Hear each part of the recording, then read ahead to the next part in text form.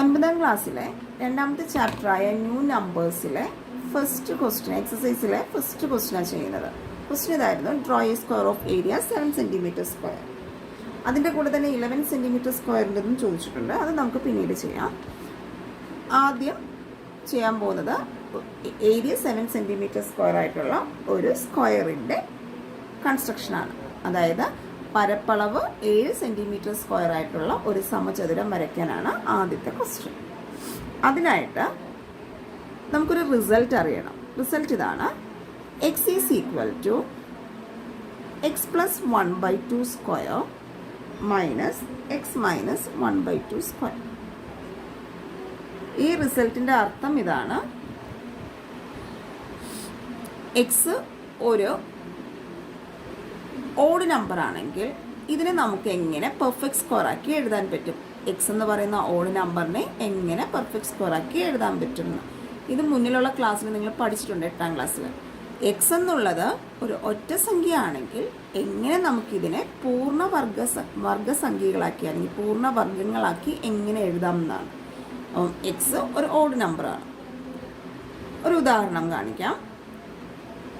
9 എന്ന് പറയുന്ന ഒരു സംഖ്യ, അതോ ഒറ്റ സംഖ്യയാണല്ലോ, അതായത് ഓഡ് നമ്പറാണ്. അതിനെ നമുക്ക് എങ്ങനെ പെർഫെക്റ്റ് സ്ക്വയർ ആക്കാം, പൂർണ്ണവർഗങ്ങളാക്കാം. എക്സ് എന്ന് പറഞ്ഞാൽ 9 ആണ് അല്ലേ. അപ്പോൾ 9 plus 1/2 square minus 9 minus 1/2 square. അതായത് 9 പ്ലസ് 1 10 അല്ലേ. 10/2 സ്ക്വയർ മൈനസ് 8/2 സ്ക്വയർ. അതായത് 5 സ്ക്വയർ മൈനസ് 4 സ്ക്വയർ. അതായത് ഇപ്പം എന്താ കിട്ടിയത്, 9 എന്നുള്ളൊരു സംഖ്യയെ നമുക്ക് എങ്ങനെ എഴുതാൻ പറ്റി, പൂർണ്ണവർഗ സംഖ്യകളാക്കി എഴുതാൻ പറ്റി. അതായത് 9 എന്ന് പറയുന്ന ഓഡ് നമ്പറിനെ we can write or we can express in perfect squares. ഇത് 8ാം ക്ലാസ്സിൽ പഠിച്ചതാണ്. പക്ഷെ നമുക്ക് ഈ ഒരു കോൺസെപ്റ്റ് ഇതിൽ ആവശ്യമുണ്ട്. അപ്പോൾ ഈ ഒരു ക്വസ്റ്റ്യനിൽ നമുക്ക് വേണ്ടത് എന്താണ്, 7 centimetre square, 7 centimetre square area വരുന്ന, പരപ്പളവ് വരുന്ന ഒരു സ്ക്വയർ വരയ്ക്കണം, സമചതുരം വരയ്ക്കണം.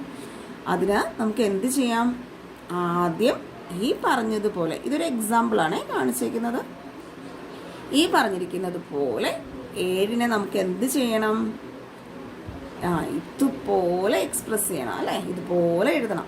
പൂർണ്ണവർഗങ്ങളുടെ സ്ക്വയേഴ്സ് ആക്കി, അതായത് പൂർണ്ണവർഗങ്ങളാക്കി എഴുതണം. അപ്പം എങ്ങനെ എഴുതാം, 7നെ എങ്ങനെ എഴുതാം,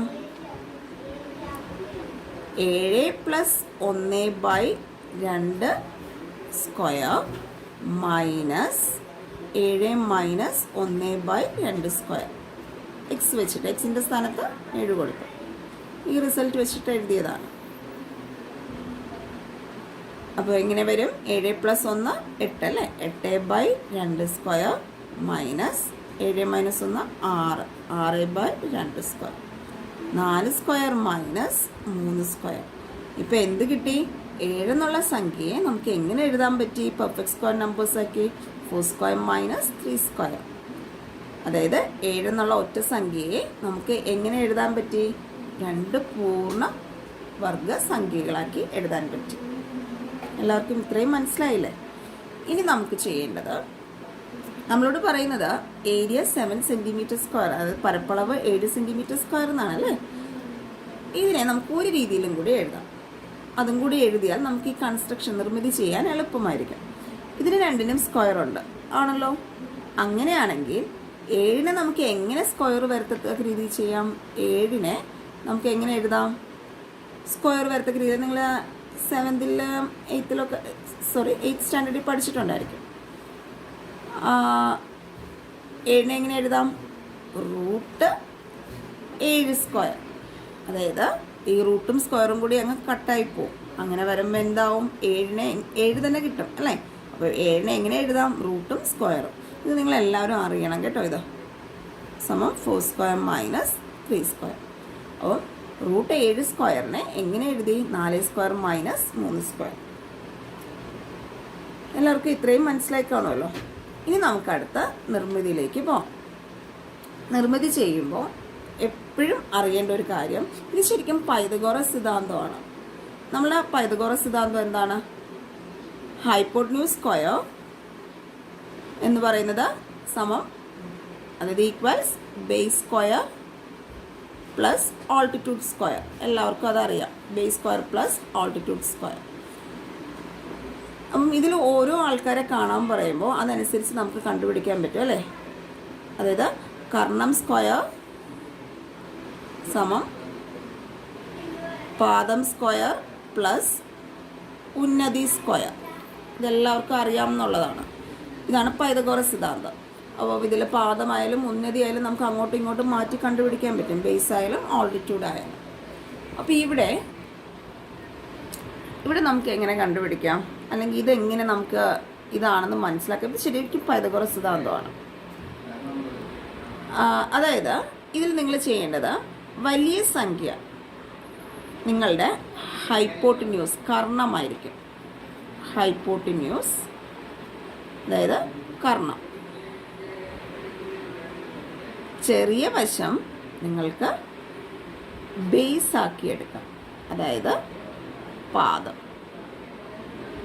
ഓക്കെ, ഇത്രയും മനസ്സിലാക്കണം. എല്ലാ ക്വസ്റ്റ്യൻസും ഇങ്ങനെ തന്നെയാണ്. ഓക്കെ, വലിയ സംഖ്യ കർണമായിട്ടും ചെറിയ സംഖ്യ പാദമായിട്ടും എടുക്കുക. ഓക്കെ, ഇനി നമുക്ക് കൺസ്ട്രക്ഷൻ ചെയ്യാം. അപ്പോൾ ആദ്യം നമുക്ക് വേണ്ട എന്താ, ഇതുപയോഗിച്ചൊരു മട്ടത്രികോണം ഉണ്ടാക്കുകയാണ് കേട്ടോ. ഇതുപയോഗിച്ച് ഒരു മട്ടത്രികോണമാണ് ഉണ്ടാക്കുന്നത്. ആദ്യം നമുക്ക് പാദം വരയ്ക്കണം. പാദം ആരായിരുന്നു? 3 സെൻറ്റിമീറ്റർ അല്ലേ. അപ്പോൾ ആദ്യം നമുക്ക് പാദം വരയ്ക്കാം.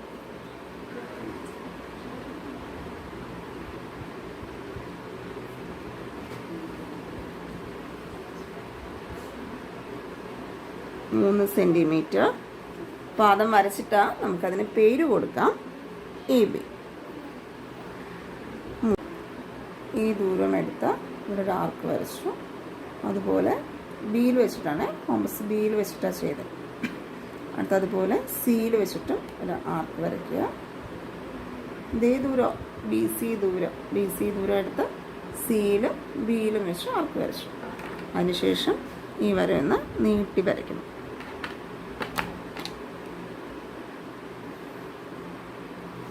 അന്നേരം ഇവിടെ ഇത് വന്ന് ടച്ച് ചെയ്യുന്നുണ്ട് അല്ല, ഇൻ്റർസെക്റ്റ് ചെയ്യുന്നുണ്ട് ഈ പോയിന്റ്. അതിനുശേഷം ഓൾറെഡി നമ്മുടെ കോമ്പസിൽ ബി സി ദൂരം ഉണ്ട്. ബി സി ദൂരം ഇതിൽ വെച്ചിട്ട് ഇവിടെ കട്ട് ചെയ്യാം. അപ്പോൾ ഈ പോയിന്റിന് പിയും ഇവിടെ ഇത് ഇൻ്റർസെക്റ്റ് ചെയ്യുന്നതിന് ക്യൂവും കൊടുക്കുക. പി ക്യൂ ദൂരം യോജിപ്പിക്കുക, സി ക്യൂ ദൂരവും യോജിപ്പിക്കുക.